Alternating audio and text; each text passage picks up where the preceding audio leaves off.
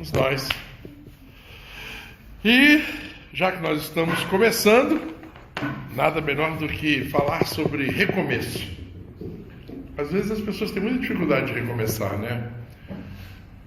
E quando a gente pensa em recomeço, eu andei questionando algumas pessoas e elas pensam assim, recomeçar por quê? Recomeçar porque perdeu, recomeçar porque quebrou, recomeçar porque caiu. Por que recomeçar? E a interpretação que eu faço de recomeço é que todo dia, todo instante, a gente tem que estar recomeçando. Não precisa dar um reset igual a gente dá um reset no celular, né?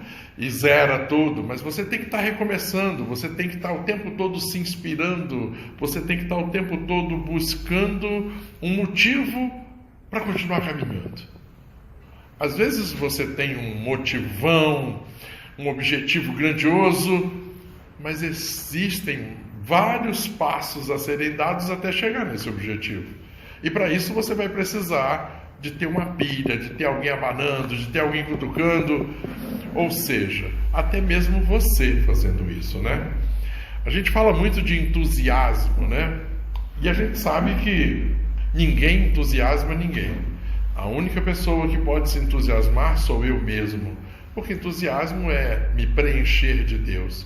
E se eu não me permitir ser preenchido de Deus, não vamos para lugar nenhum. Então a gente pensa, tá bom, vamos recomeçar. Recomeçar segundo as informações que eu obtive nas pesquisas que eu fiz, todo mundo acha que recomeçar é difícil, penoso, complicado, tenso e chato. Recomeçar é muito complicado, né? Levantar é muito complicado. E aí, de certa forma, a gente começa a pensar, né? Se todo dia você levanta de manhã cedo para fazer ginástica, 2 dias que você não levantar, com toda certeza vai ser muito difícil levantar no terceiro. Você está fazendo uma dieta rigorosa e de repente você fala assim, hoje eu vou sair da dieta, fim de semana, sexta, sábado e domingo eu vou. A segunda-feira vai ser muito penosa, né? A gente passou agora, no final de ano, a gente fez aí o 30-18, né? Tava todo mundo aqui pilhado, agora vamos recomeçar. Tá difícil, hoje não vai dar para ir, amanhã eu vou.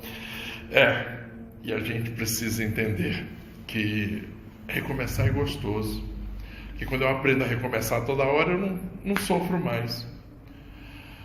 Uma coisa que talvez ensine a gente a ter dificuldade de recomeçar é que quando a gente é pequeno, a gente costuma dar birra e a gente fica horas no chão. Ou então a gente zanga com o pai, zanga com a mãe, e fica dias emburrado com a mãe e com o pai. E aí não tem motivo para voltar, a gente fica sem dificuldade para voltar. E uma coisa que a gente precisa aprender é que eu tenho que estar o tempo todo preocupado não, me importando com a condição de onde eu estou, com quem eu estou e para onde eu vou. E se eu conseguir avaliar isso de tempo em tempo, às vezes num período até meio curto, eu vou conseguir recomeçar a todo instante, e se por acaso acontecer uma catástrofe, eu recomeço com mais facilidade. Quando eu tenho consciência de que eu recomeço o tempo todo, eu não terei grandes dificuldades diante de dificuldades. Eu conseguirei enxergar, eu conseguirei clamar por auxílio, eu invocarei o poder do Senhor sobre a minha vida, eu invocarei o nome do Senhor Jesus na minha vida e tudo vai ser mais fácil. Porque quando a gente acha difícil, até para lembrar que existe Deus, até para lembrar que a gente pode receber um auxílio sobrenatural, fica difícil. A gente se arrasta. A gente acha assim, não, Deus esqueceu de mim, Deus não está lembrando de mim, Deus não quer saber de mim, quando não é verdade. Somos nós que temos que startar essa volta, somos nós que temos que fazer essa volta e esse recomeço acontecer. Se por acaso você lembrou de trazer a sua Bíblia, a gente vai marcar 2 versículos importantes que estão no livro de Filipenses, capítulo 3, que fala com muita propriedade de uma das grandes dificuldades do recomeço. Filipenses 3, versículos 13 e 14.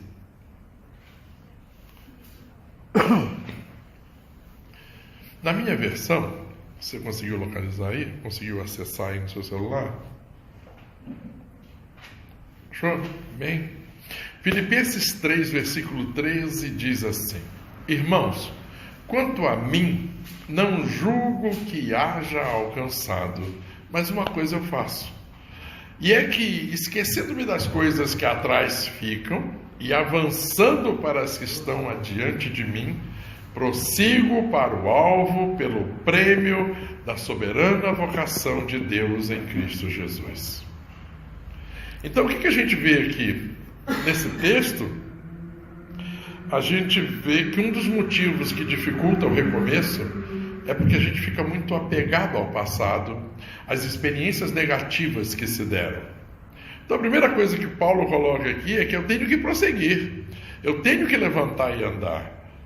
Lembra que quando Jesus encontrava as pessoas deficientes, ele dizia: levanta e anda, né? O pessoal até tem uma piada que eles contam aí, que ele chegou no hospital e disse: levanta e anda, e o pessoal: mas esse médico nem pergunta como é que a gente está, já manda levantar e andar, né? E a gente parece que não se dá conta disso, que a receita é essa: levanta e anda. Não, mas eu tenho um problema, que a minha avó, a minha tia, esquece a sua avó e a sua tia, anda, levanta e anda. Não, mas é porque no ano passado, esquece o ano passado, levanta e anda. Não, mas é porque choveu, esquece a chuva, levanta e anda. Porque qualquer coisa que você puxar, qualquer coisa que você requerer lá de trás, pode servir como referência, mas não pode ser empecilho. Pode servir como referência de instrução, mas não pode ser empecilho. Eu tenho que usar isso como contribuição e não como fim, como uma estaca, como uma corrente nos meus pés. O quanto o passado está me impedindo de recomeçar. E agora, posso estar falando de recomeço como se a gente tivesse com um problema? Não, eu estou falando de 2019. Nós estamos hoje ao 7º dia do segundo mês de fevereiro, do segundo mês do ano, né? Que tecnicamente para algumas pessoas o ano começou agora, dia 1º de fevereiro, mas mesmo assim tem gente que ainda não entrou em 2019. Tem gente que ainda está sofrendo com as mazelas, tem gente que está sofrendo com a insensatez do final do ano, porque gastou demais, porque não deu conta de prever as despesas. Tem gente que virou o ano, mas não tem projeto de vida. Tem gente que virou o ano e está sofrendo porque não conseguiu nada em 2018 e tem quase certeza que não vai conseguir nada em 2019, quando na realidade não está disposto a levantar e andar. A gente sabe que quando a gente ora, o mundo nos responde, e quando a gente anda, o universo inteiro conspira a nosso favor. Então nós precisamos o quê? Levantar e andar. É muito importante. Quando diz a música, levanta, sacode a poeira e vai. Vai, para de ficar pensando, analisando e avaliando o que você perdeu, o que você não teve, a oportunidade que você tinha, porque agora não vai adiantar. A água passou, a catraca girou e rodou. Agora é nova situação, é novo momento e eu tenho que deixar para trás. Então presta bem atenção. Deixar para trás e caminhar, levantar e caminhar, implica em algumas condições, implica em algumas dicas que a gente tem que guardar. Uma delas é ser paciente. Eu preciso ser paciente, porque cada passo que eu dou tem que ser um passo firme, um passo consciente e um passo que vai me trazer alguma coisa útil, alguma coisa de bom. E se eu não for paciente para observar cada passo, eu não vou receber o que ele tem para me dar. E às vezes a gente quer correr, a gente está com tanta pressa que a gente quer correr, né? Um exemplo claro de pressa, por exemplo, a pessoa quer perder 10 quilos no mês, ao invés de emagrecer durante 4 meses e nunca mais engordar. Ela perde 10 quilos no mês, no outro mês ela engorda 20. Ela morre de trabalhar e ganha um dinheiro, como a gente vê algumas pessoas que saem daqui, vão para os Estados Unidos, aí morre de trabalhar lá, ganha dinheiro, aí vem para o Brasil com esse dinheiro para se tratar, porque vem, em vez de investir, adoeceu lá, ou seja, não foi paciente. Presta atenção. Quando eu lembro que Deus fez o mundo em 6 dias, com toda tranquilidade.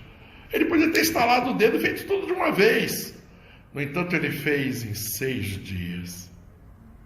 Ele foi colocando, foi ajustando, e até hoje nós estamos aqui nos ajustando nesse mundo, até hoje nós estamos aqui sendo experimentados, vivendo uma experiência incrível.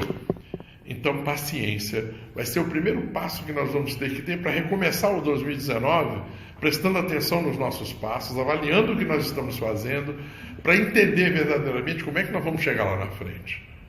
Não adianta eu chegar no objetivo se eu não aproveitei o caminho, se eu não aproveitei o passeio, se eu não curti essa caminhada. Não é só chegar, eu tenho que ficar feliz.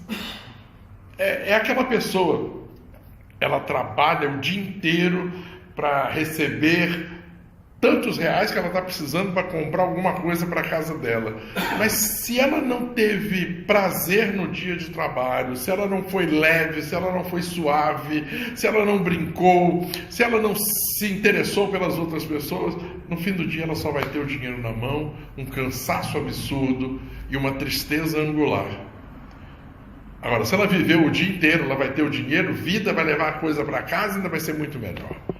Nós precisamos pensar nisso. Outra coisa que as pessoas precisam entender nesse processo de recomeçar é que nós ainda não estamos prontos. Nós estamos caminhando para ficar prontos. Nós não estamos acabados. Nós ainda precisamos de burilar, nós precisamos lixar, precisa dar um brilho. E aí a paciência é fundamental, né? Reforça totalmente o processo. E se eu não estou acabado, se eu não sou um produto final e eu ainda tenho muita coisa para melhorar, nada mais importante do que eu prestar atenção nas mudanças. As mudanças geralmente são vistas como difíceis, penosas, como o próprio recomeço. Mas as mudanças, elas são extremamente saudáveis, as mudanças são extremamente úteis, porque elas sempre nos trazem a oportunidade de aprender alguma coisa nova. Não existe nenhum momento, nenhuma situação nas nossas vidas que nós não tenhamos algo para aprender.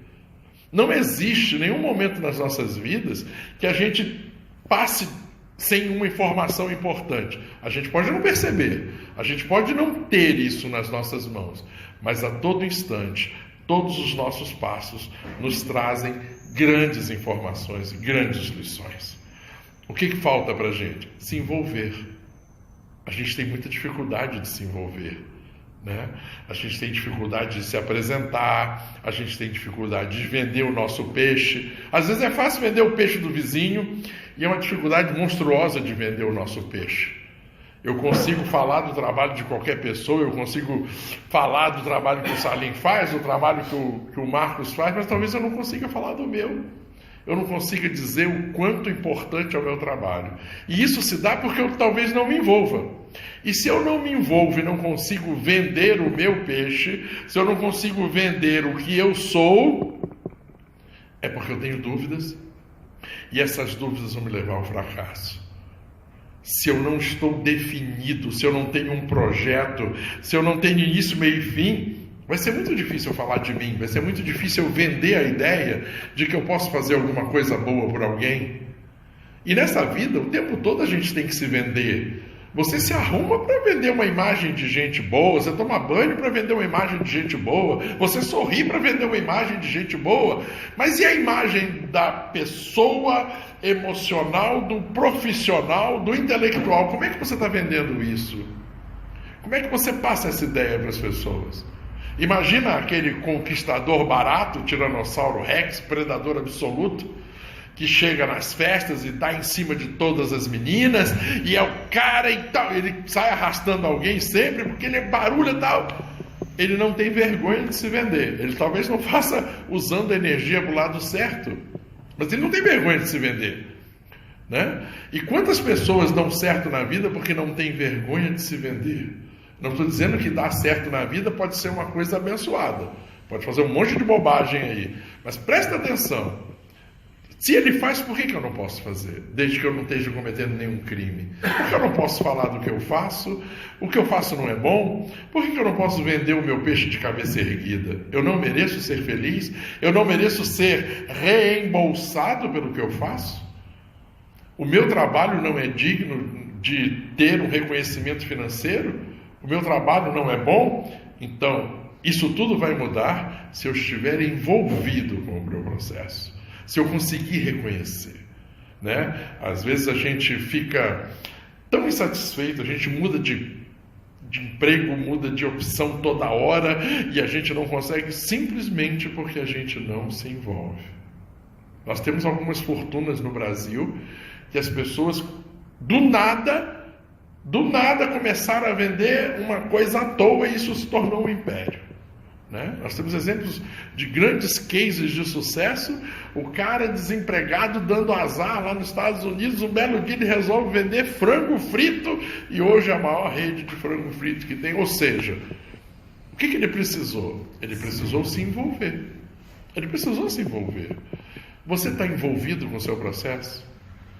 E envolvido com o processo significa estou envolvido e comprometido comigo aqui e agora. Não quero saber do que aconteceu. Eu estou envolvido, eu estou comprometido comigo aqui agora. O que é importante para mim aqui e agora? Essa é a parte que nós vamos ter que prestar muita atenção.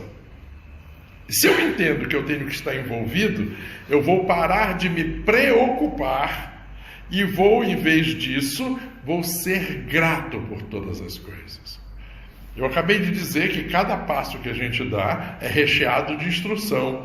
Cada situação que a gente vive é recheada de conhecimento e instrução. E quando a situação é menos boa, a gente cria caso. A gente burra. A gente não quer aprender. A gente quer xingar, murmurar, reclamar. Quando, na verdade, nós deveríamos ser gratos. Um dos grandes ensinamentos do nosso manual de sobrevivência é, por tudo, dai graças. E a gente não consegue entender a importância de dar graças. A gente não consegue entender que a cama, a base do sucesso é a gratidão. Que dificuldade que a gente tem de passar para as pessoas a importância da gratidão. Não vai acontecer nada na vida de alguém se não iniciar pela gratidão. Não vai ter uma conexão legal com Deus, não vai ter uma ação sobrenatural de Deus na sua vida. O seu sucesso será comprometido se você não tiver uma base na gratidão. Ah, mas eu sou muito grato, eu agradeço por tudo que acontece na minha vida, eu digo muito obrigado. Tá bom, você diz muito obrigado por algumas coisas, eu tenho certeza disso, mas com certeza não é para tudo. Agora veja a quantidade de coisas que você reclama contra a quantidade de coisas que você agradece. Então, para cada uma que você agradece, você tem 10 que você reclama. E isso, vamos pensar antigamente nos concursos mais antigos, uma errada anulava uma certa. Não sei se vocês lembram dessa época, vocês não são dessa época. Uma errada anulava uma certa. Imagina 10 erradas vão anular quantas, né? Olha a situação, estamos enrolados.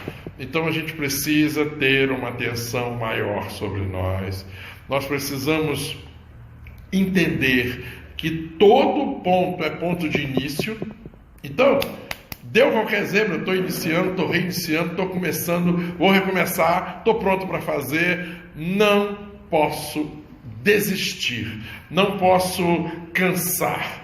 E eu preciso confiar muito nesse apoio sobrenatural.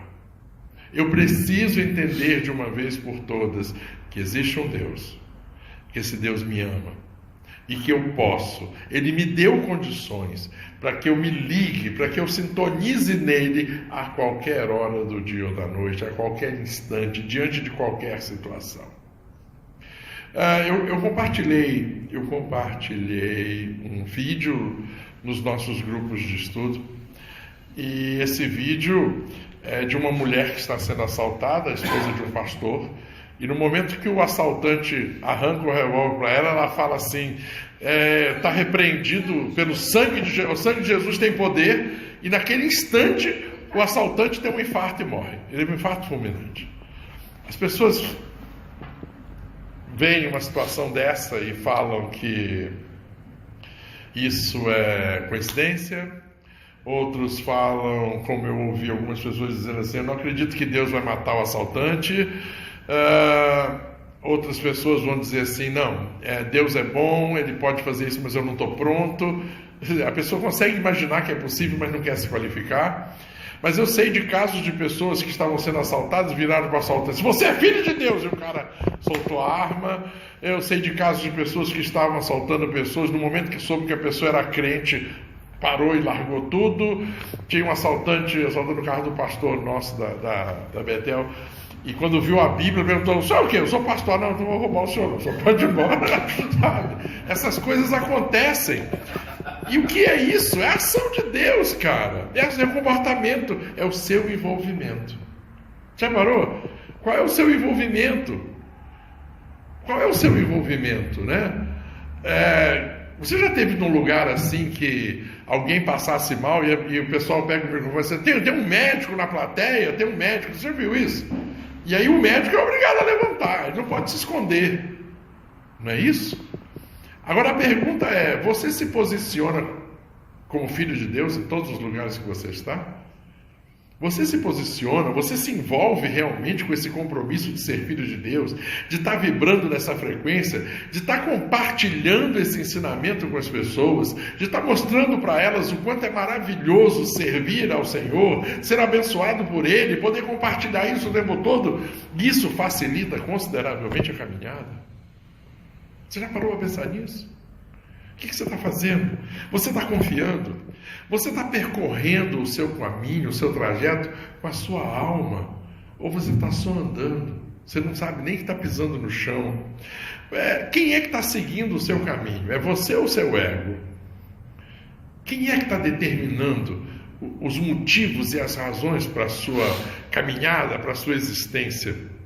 Nós temos que fazer as pazes com a ideia de que a vida é só uma jornada, ela não é um destino. A gente está aqui como seres espirituais tendo uma experiência terrena, e não o contrário. Não o contrário. Tem gente que está aqui tendo uma experiência, vivendo uma vida terrena, querendo ter uma experiência sobrenatural, porque ele não se vê como espírito, ele não se vê como merecedor da ligação com Deus, ele não se vê como filho de Deus. Enquanto eu não me ver como filho de Deus, eu não vou tomar posse da minha herança. Tudo fica mais difícil. Fica difícil estudar, fica difícil vender o seu peixe, fica difícil levantar e andar, fica difícil recomeçar, porque eu me vejo como um homem e eu tenho que viver como filho de Deus. E se eu sou filho de Deus, eu sou feito de algo especial. Dentro de mim tem uma centelha, uma luz maravilhosa que brilha, que resplandece, que me faz mais do que especial para este mundo e para as pessoas à minha volta.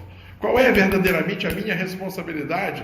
Qual é verdadeiramente o motivo pelo qual eu estou caminhando? Quantas vezes a gente esbarra em situações que o objetivo talvez nem importe? Eu ouvi um relato essa semana de um pastor que estava em casa e de repente a esposa dele começou a passar mal, começou a ficar tonta, a esposa dele começou a perder a visão e ele saiu correndo com essa esposa para o hospital, para o Cais. O Cais disse que não podia atender e ele foi parar lá no hospital dos Samaritanos, ali na Praça Walter Costa, parece, né? E chegou lá, quando ele parou na porta, a esposa dele já desceu, já foi entrando para ser atendida para lá, ele estacionou, voltou, não deixaram ele entrar, ele sentou num banco. E ele está assim, meu Deus, não deixa minha mulher morrer, meu Deus, e orando e escuta uma voz dizendo assim, eu não trouxe aqui você por causa da sua esposa, eu te trouxe aqui porque você tem um objetivo, olha para a sua esquerda.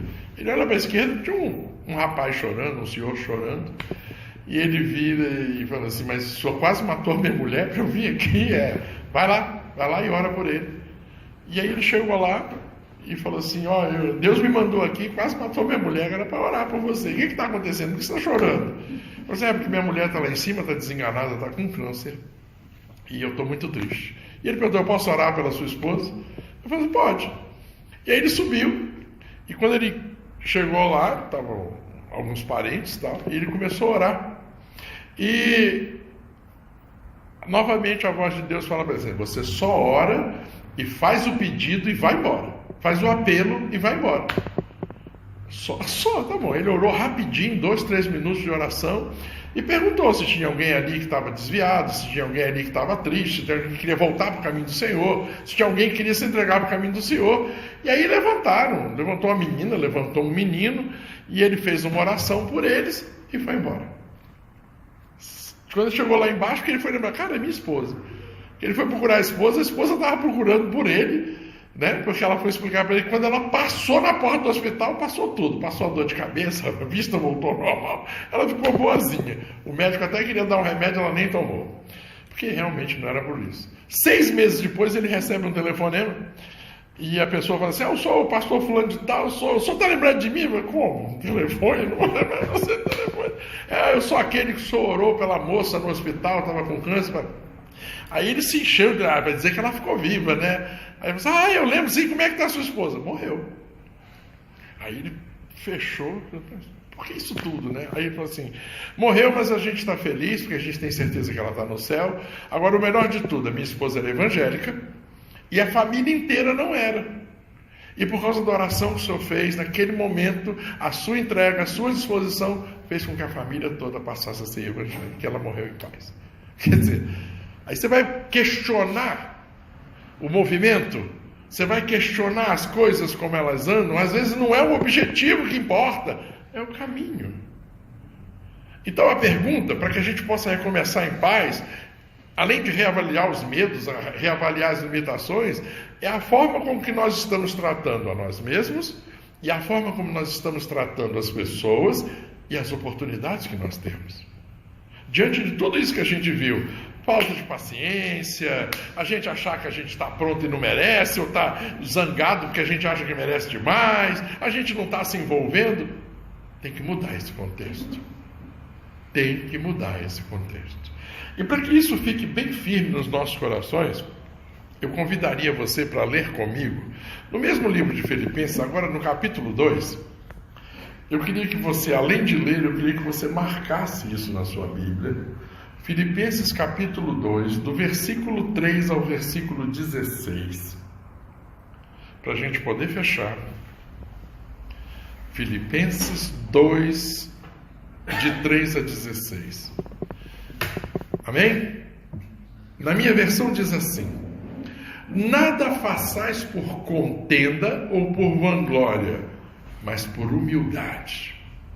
Cada um considere os outros superiores a si mesmo. Não atente cada um para o que é propriamente seu, mas cada qual também para o que é dos outros.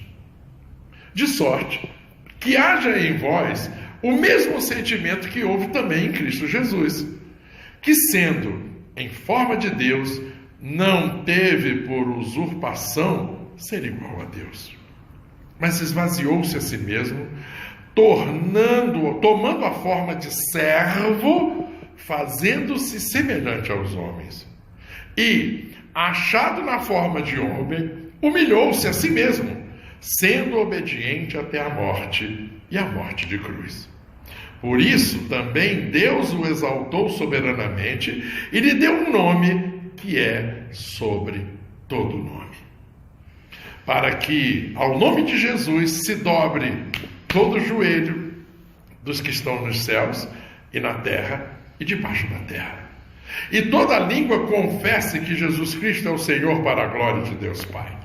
De sorte que, meus amados, assim como sempre obedecestes, não só a minha presença, mas muito mais agora a minha ausência, assim também operai a vossa salvação com temor e tremor. Porque Deus é o que opera em vós, tanto o querer como o efetuar, segundo a sua boa vontade. Fazei todas as coisas sem murmurações nem contendas, para que sejais irrepreensíveis e sinceros, filhos de Deus inculpáveis, no meio de uma geração corrompida e perversa, entre a qual resplandeceis como astros no mundo, retendo a palavra da vida, para que no dia de Cristo possa gloriar-me de não ter corrido nem trabalhado em vão. Esse texto, ele vai tecnicamente nortear o nosso trabalho em 2019.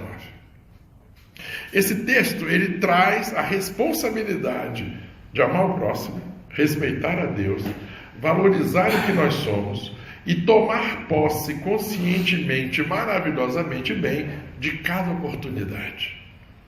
Então eu pediria que você lesse esse texto depois com mais calma, que você entendesse que aqui está colocando as pessoas como nossos mestres, que nós temos muito que aprender com as pessoas, que Jesus é o nosso exemplo. Jesus não quis passar em cima de ninguém, ele sempre se colocou como o menor e ele cumpriu o ato maior, que nós precisamos esvaziar como Jesus esvaziou, que nós precisamos respeitar o poder que o nome de Jesus tem e que nos é dado para utilizar, que nós entendamos que Deus opera o nosso querer e o nosso fazer segundo a vontade dele. E que se a gente entender que Deus está no controle, se nós entendermos que o caminho está sempre no ponto certo, está todo mundo certo, está todo mundo errado e está todo mundo em direção a Deus, e Deus sabe muito bem o que pode esperar de cada um de nós. Então vamos tirar as nossas culpas. Vamos dar o nosso melhor conscientemente. Botar a cabeça no travesseiro, falar assim: Senhor, hoje eu dei o meu melhor. Hoje eu fiz o que eu podia e fui além. E isso é o que eu sei que o Senhor espera de mim. E com certeza nós vamos alcançar os nossos objetivos com muito sucesso e com muita facilidade. Então guarda no seu coração Filipenses 2, de 3 a 16. Vamos estudar isso, vamos gravar isso, vamos trabalhar isso ao longo do ano. E com certeza nós vamos fechar lá o 3019 com chave de ouro. Amém? Amém. Vamos fechar?